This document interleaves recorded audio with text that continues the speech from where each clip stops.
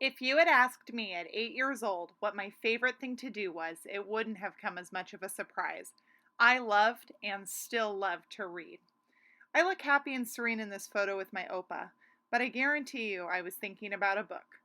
Fortunately for me, my school gave me plenty of opportunities to indulge in my love of reading. Orion Alternative School was a place where the teachers never took themselves too seriously and never made the students feel disheartened. Much of our work was project based, and I always felt a connection to the work we were doing.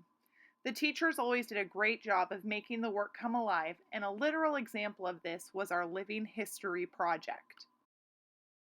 Our lesson was to gain an understanding of the Revolutionary War through reading, writing, and drama. First, we had to read a book of a person who lived during the Revolutionary War.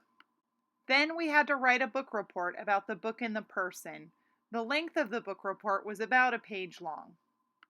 Then we had to write a one-page script based on the life of the person.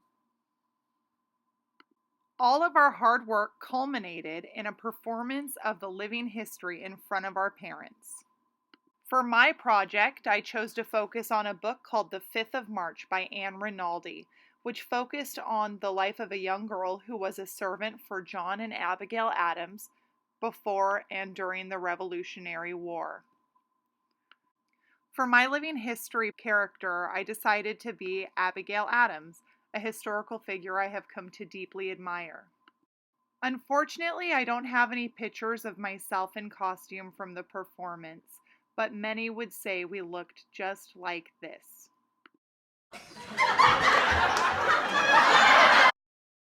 I really loved working on this project. It gave me the opportunity to learn so much about Abigail Adams and the American Revolution and fight for independence.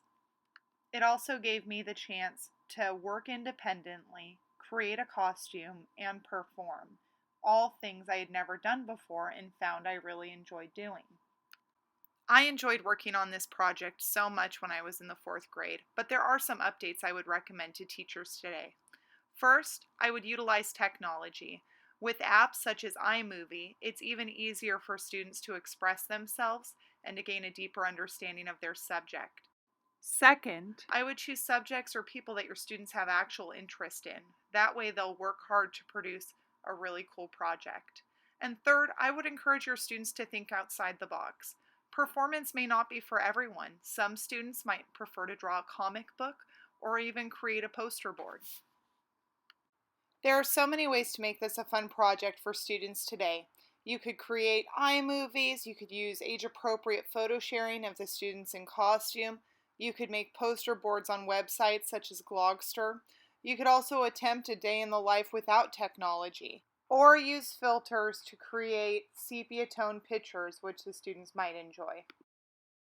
Another reason I would highly recommend this lesson is because so many Common Core and Anchor standards are covered.